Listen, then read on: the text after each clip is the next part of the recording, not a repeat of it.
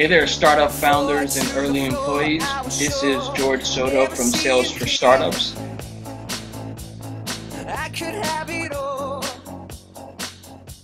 if only you were here. Hey, startup founders and early employees. This is Jorge Soto. Hope all is well. I'm actually broadcasting from Chicago, Illinois today. We're wrapping up a workshop here with a couple really great folks. I'm excited to introduce you to Jill Konrath.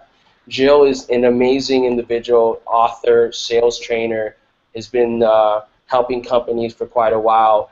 She's the author of a couple books. The first one, which I really wanted to talk about today, was Agile Selling, which is her latest book. Check it out. She's also written a couple other books, Snap Selling, and then Selling to Big Companies. Jill, how are you doing? I'm great today, George. How are you doing? I'm doing pretty good. As I was mentioning to you earlier, I've been overeating, and so my you don't have to tell everybody that. I know. I have this problem with being too transparent. Yeah. But I guess I gotta be okay with it. Well, thank you so much, first of all, for taking the time to chat today. I love the concept of agile selling, and as a startup founder myself, an entrepreneur, we really stress the concept of agile development and technology, and really being able to be agile across the board, right? Because we're constantly figuring things out, and specifically in technology, things change all the time. I'd love if you could kind of introduce the agile selling book, the concept, and just kind of give the audience a brief overview. Sure. One of the things that happened when my second book, Snap Selling, came out is I started to get a lot of people saying the same things to me. And Snap Selling is all about how to sell to today's crazy busy buyers.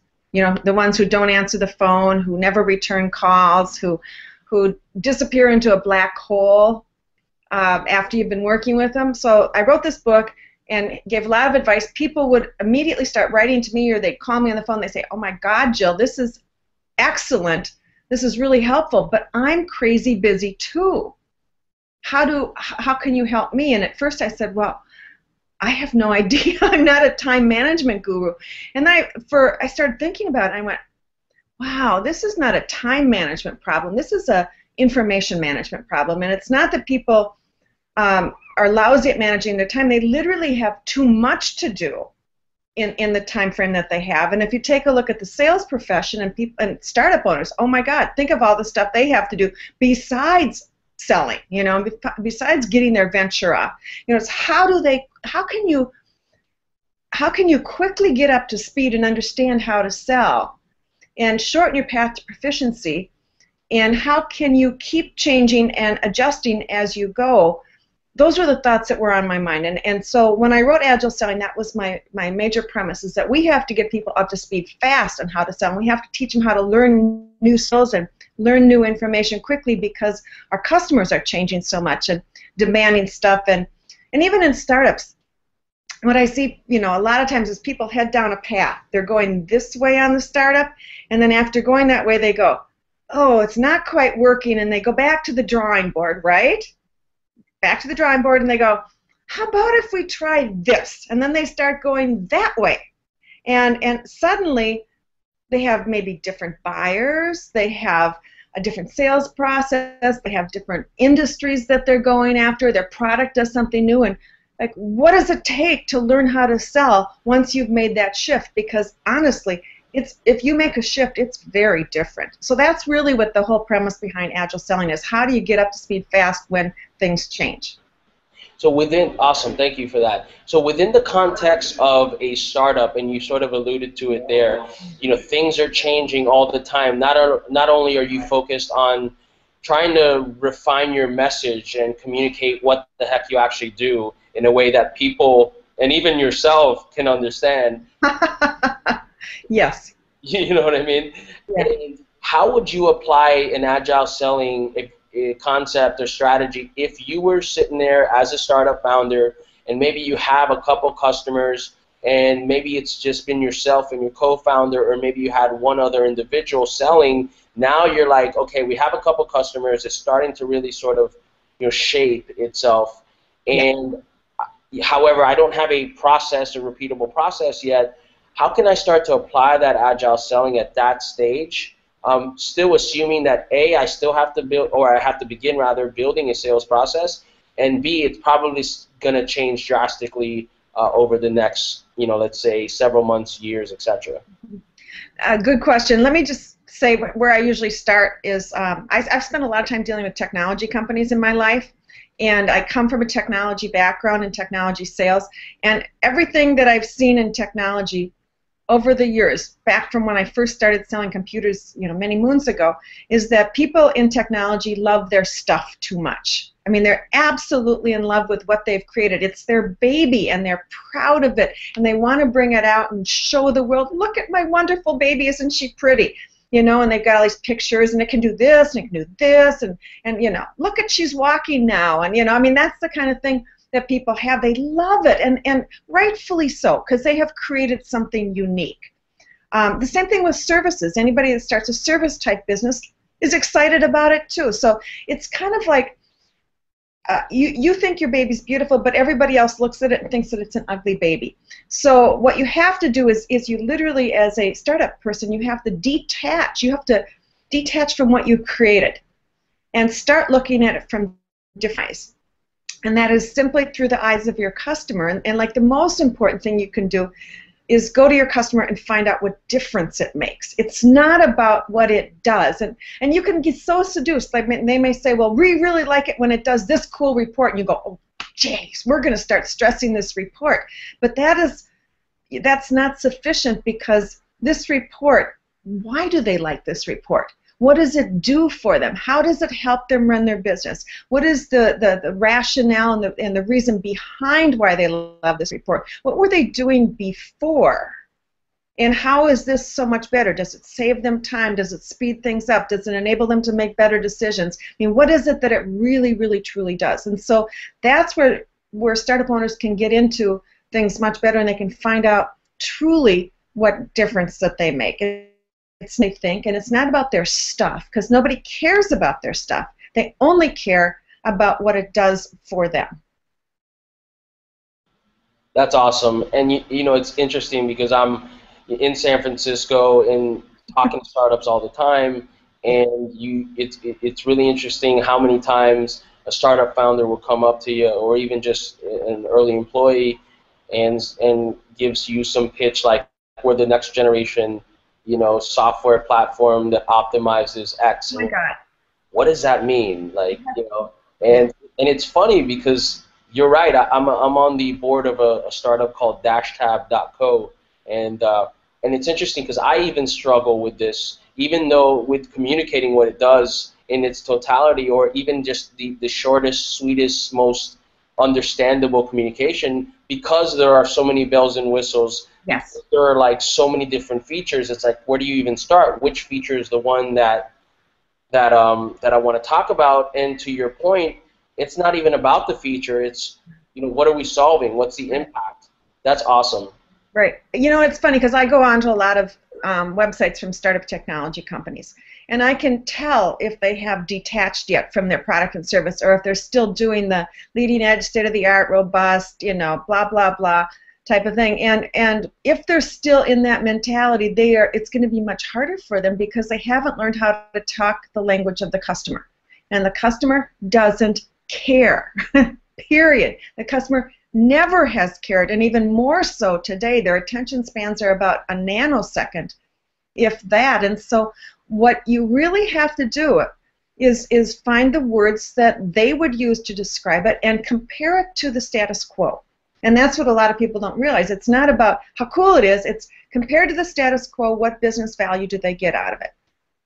And it's not compared to the competitors. Like if you're coming out with a new CRM system, it's not, you're not comparing it to the latest Salesforce CRM, or the latest in Microsoft Dynamics. It's not that. It's whatever they use. And guess what? For many people, they're still using a spreadsheet.